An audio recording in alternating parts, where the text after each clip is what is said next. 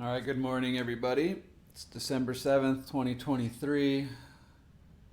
We've got a fairly short amount of time to get things into a regiment in terms of setting up a schedule, how many times I'm going to be committed to making a video. I don't think I can keep doing these things daily, but like within my weekly schedule, I'll start needing to create some time and space for this, you know. Today, as much as I hesitate to bring in frequencies today, I feel like I need to just kind of start. We're going to bring in something really subtle. This is an 852 frequency. And this is just a connection with the spiritual guide. This again is the 852 hertz, third eye frequency. This is kind of where I'm putting my intention most these days. Realizing that 852 only gives me, it's for the purpose of having intuition and discernment in this world, and not recognizing that I know everything, but that the information that I do need to have, both good and bad, are evident. And it's just being there. So as I apologize that yesterday was the first day I did not do an upload in a good amount of time now. As an observation of my birthday, and I did do my own guided meditation, or rather just my own internal and intentional meditation by the river yesterday afternoon. And as much as yesterday I treated it as though for my birthday, it's just another day. There's so many high emotions that just riddled me throughout the day that today I'm kind of waking up a lot more lethargic than I expected to. That's the way and nature of the world. But today I kind of wanted to just take this opportunity to sit and have a conversation. And the follow-up of this is it is day one.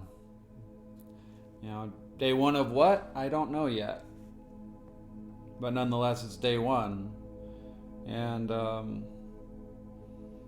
there's something I was putting out on a daily basis that brought up a lot of different things throughout the course of the last month or so leading up to my birthday. And on the last day before my birthday, I brought up and rewrote out this poem that I wrote 9 years ago at this point. Roughly 8 years ago. And I attached this graphic, and in that graphic is a quote by Cynthia Ocelli. It says, "For a seed to achieve its greatest expression, it must come completely undone. The shell cracks, its insides come out, and everything changes.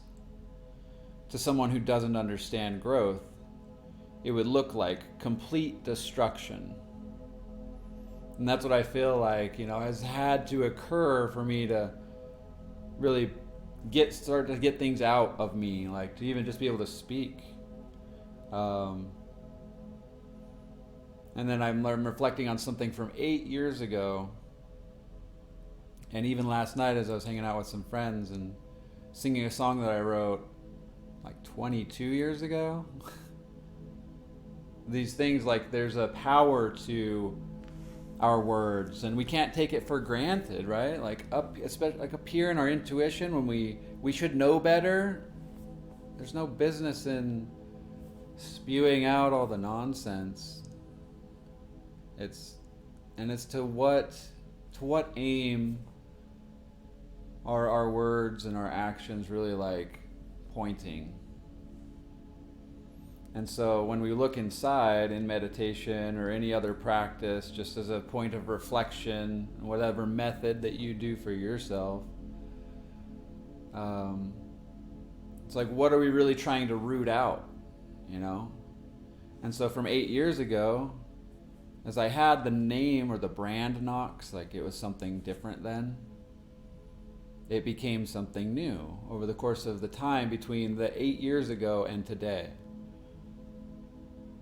And this poem brings me to share with you the reason for Nahx and never again hating anything, and what that really means to me in the action of what's come as a result of putting this out there and pen to paper. You know, the intention behind it was kind of raw. It was kind of just like a spiritual practice where I just knew that I needed to get something out and off of me and really look at myself with some humility and surrender to life and my actions and the way that I had been behaving in life. And it reads, "It seems that every cry ends with a silhouette of change, an endless promise to behold the world's whole lie in a lifetime that flies by. Day by day, complaints are plenty, and satisfaction rarely comes, because a constant longing feeling to belong persists so strong. So have I really read it?" I'm going to have to start over, you guys,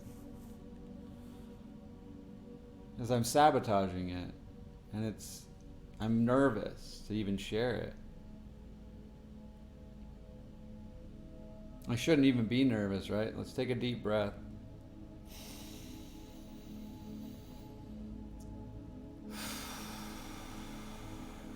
This is so foreign and hard for me to even just share, maybe. I don't know. But I just have to sit through this and just recognize this is the resistance, right? I know these words. They're ingrained in me. Let me start over. It seems that every cry ends with a silhouette of change, an endless promise to behold the world's whole lie in a lifetime that flies by. Day by day, complaints are plenty, and satisfaction rarely comes, because a constant longing feeling to belong persists so strong. Have I ever really read something I fully understood, lost in thought for single moments to create an alternate resistance? How am I to believe things even the brightest can't imagine, as all explorers spend their lives in search of lost, forbidden treasures? It seems that words I speak sound with a disillusioned temper that only satisfies my tongue until another fierce word fills it. I find that living is like dreaming, eyes wide open behind blinders, that bestow a simple pleasure of an image that's behind it. Surmounting disappointments is life's greatest gift of all. And yet I've listened to your stories with all their plagued justifications. Convoluted by my present, truth became from nothing tangible. I believed it because it was real, even if for just 1 second. I've never met a good man who did not live beyond his dream. I never understood his experience, but I left with stories of what he seeks. He said, don't live for destinations, but instead count all your blessings. And in my understanding, that begins again. So have I lingered in self-pity long enough to trudge along, and not for longings of my mind, but rather treasures of the journey? Because simple sees a man with trinkets from destinations near and far, not remembering accomplishments, but relenting great rewards. Perceptions plague my tongue and mind so raw, I crumble and befall. This working miracle in front of me, regardless of my stall. It persists because I hate it. Perhaps I just want to feel strong. So please release me from the hatred that led humanity to fall. And there's the core. Got to get rid of this hate. Got to get rid of this anger. And I got to get rid of all the attitudes and behaviors behind that. And my first observation and step in the right forward was to simply omit the word hate from my vocabulary. And I did do this to the best of my ability for a good number of years. I was living in Washington State. And I was involved with people and their lives, and I was participating in life and really actually enjoying myself to a pretty good deal.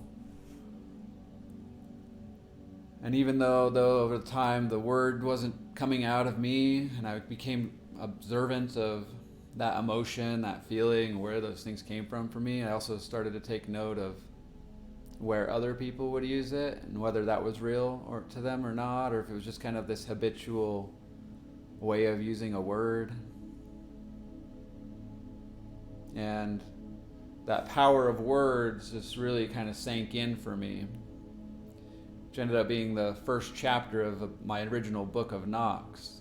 Why the power of words in power of love versus hate became evident in my life. And through poetry and through writing and just through the observation of other people and their pursuits and their skills and abilities, I couldn't see exactly their experience, but I definitely sought what they sought, to have a life of like value and impact in this world. And not by just like this force, but by this power.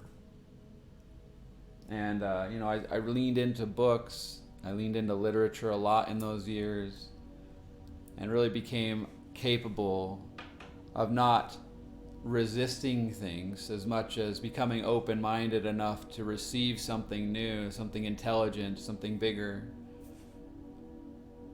And then I onslaught of new information, experience, and knowledge.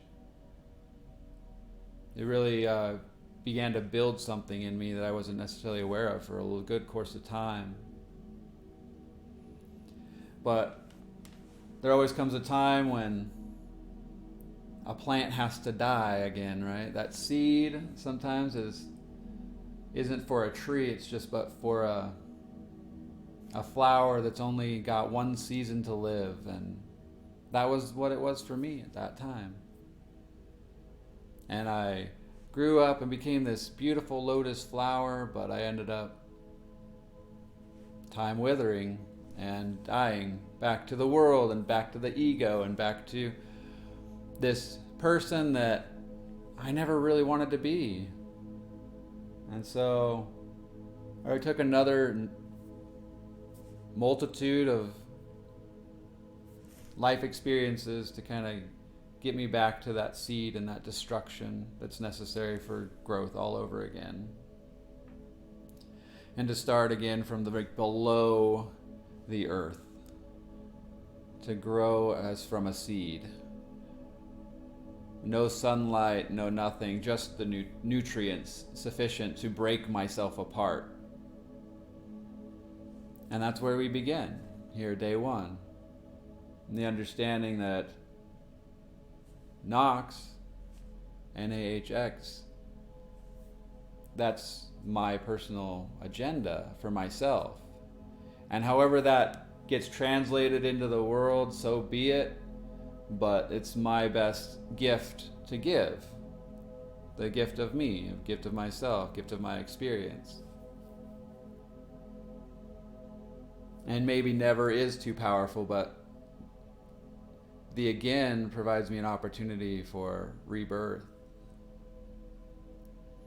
The never represents like a resistance, but the again gives me an opportunity to indulge in something new. And there's a lot of conflict around these two words. And when it comes to hate, though, I think this is the part of the equation that matters the most. Never again what? Never again love? Well, there you go. I've been there. I've been there with hate, though, and that's the difference. Hate and love are not opposites, but they are directions. And with hate, I've just found that I really feared the world. I feared my own divinity, my own abilities, and I shied away and cowered away from opportunities to succeed. And mostly I leaned into these destructive patterns, and I wasn't as well evident. They weren't evident to me. for many, many years. So today, like just in the spirit of starting something new, for myself, I'm just going to do my own meditation today. If you feel like necessary to sit here with me, the 852 frequency represents something very powerful for me. My dad's birth year and month are 852, August 52. And I just find it fitting that I start here. So, however you want to meditate this morning is up to you. Thank you for allowing me the time to share and express these things. Enjoy your meditation.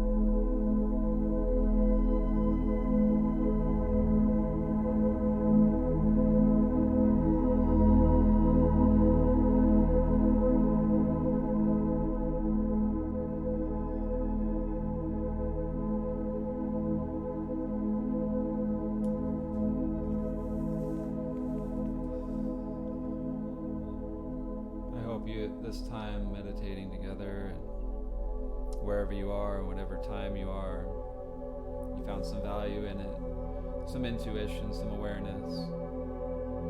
And I just wanted to share that for me, this time of year and throughout these days leading up to my birthday, and especially on my birthday,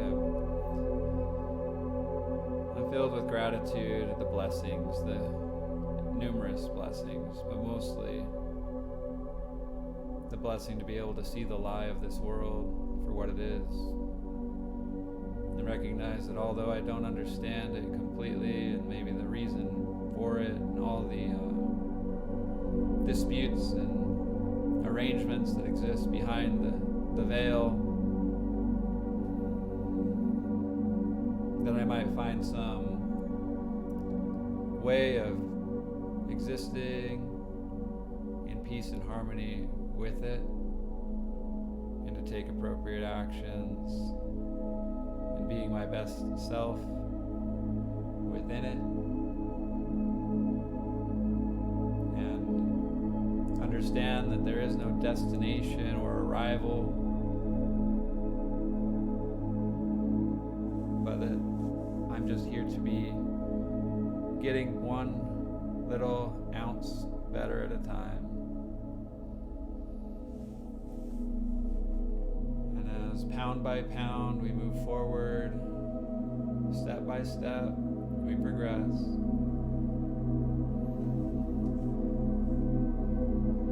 Just take a little bit of appreciation for the awareness that we do have, the ability to use our minds and use our bodies for the betterment of not just ourselves, but for those that we love and those that we have close to us, even our enemies. If we have any.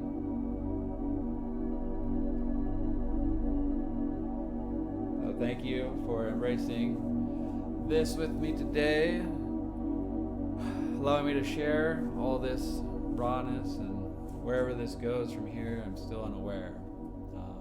I'll work that out in the days and weeks to come. But it's for the best way I can say it is I'm going to do my best to stay in here daily for a time. And if I do miss a day or two, I apologize in advance. Enjoy your meditations throughout the day, going forward. I wish you all the best tidings and blessings upon you. So thank you for your continued support. Stay tuned.